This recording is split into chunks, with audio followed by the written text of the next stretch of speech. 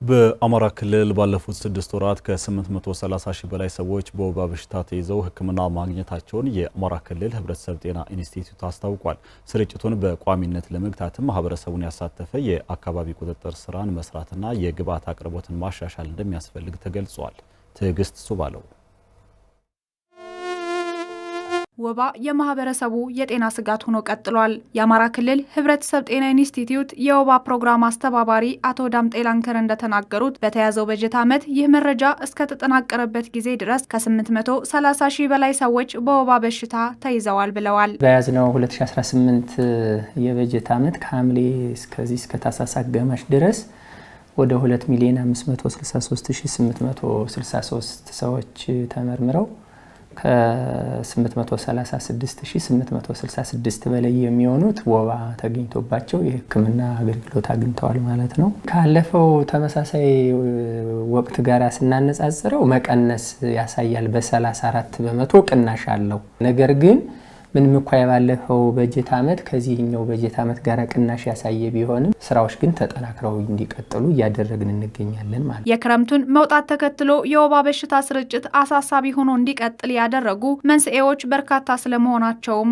አንስተዋል። ከመስከረም እስከ ታህሳስ ያለው በከፍተኛ ሁኔታ ወባ የሚሰራጭበት ወቅት ነው። እንግዲህ ወባን የሚጨምሩ እዚህ ከክረምቱ መውጣት ጋር ተያይዞ ብቻ ሳይሆን ሌሎች ምክንያቶችም አሉ። የአየር ንብረት ለውጥ መኖሩ፣ የማህበረሰቡ የአካባቢ የአጎበር አጠቃቀም ባህሉ አናሳ መሆን፣ ማህበረሰቡ ደግሞ በተቀናጀ መልኩ የአካባቢ ቁጥጥር ስራ መስራት አለመቻሉ፣ እንዲሁም ደግሞ እዚህ ከተማዎች አካባቢ የዚህ ለግንባታ ተብሎ የሚዘጋጁ የሰው ሰራሽ የውሃ ማጠራቀሚያ ታንከሮች እየተበራከቱ መምጣትና እነዚያ ጋር የሚደረገው ቁጥጥር በጣም አናሳ በመሆኑ ለወባ መጨመር ምክንያት እየተደረገ ይገኛል። ኢንስቲትዩቱ የወባ ስርጭትን በቋሚነት ለመግታት ከአጋር አካላት ጋር በመተባበር ግብዓቶች እንዲቀርቡ እያደረጉ መሆኑን የገለጹት አቶ ዳምጤ በተጨማሪም የኬሚካል ርጭት፣ የአካባቢ ቁጥጥርና የምርመራ አገልግሎቶችን የማጠናከር ስራ እየተከናወነ ይገኛል ነው ያሉት። እንደ ሕብረተሰብ ጤና ኢንስቲትዩት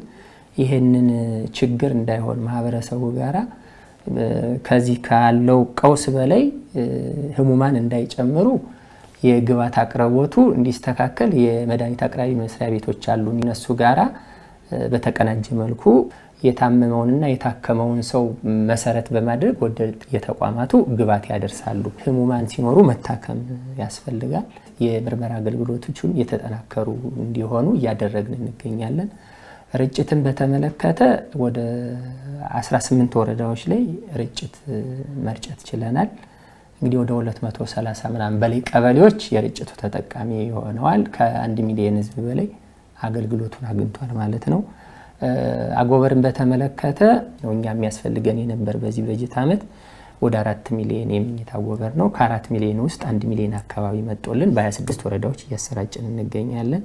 አሁን ደግሞ በቅርብ ታህሳስ መጨረሻ አካባቢ ወደ 1.5 ሚሊዮን የሚሆን የሚኝታ አጎበር ተመድቦልን ይመጣል ተብለን እየጠበቅን ነው።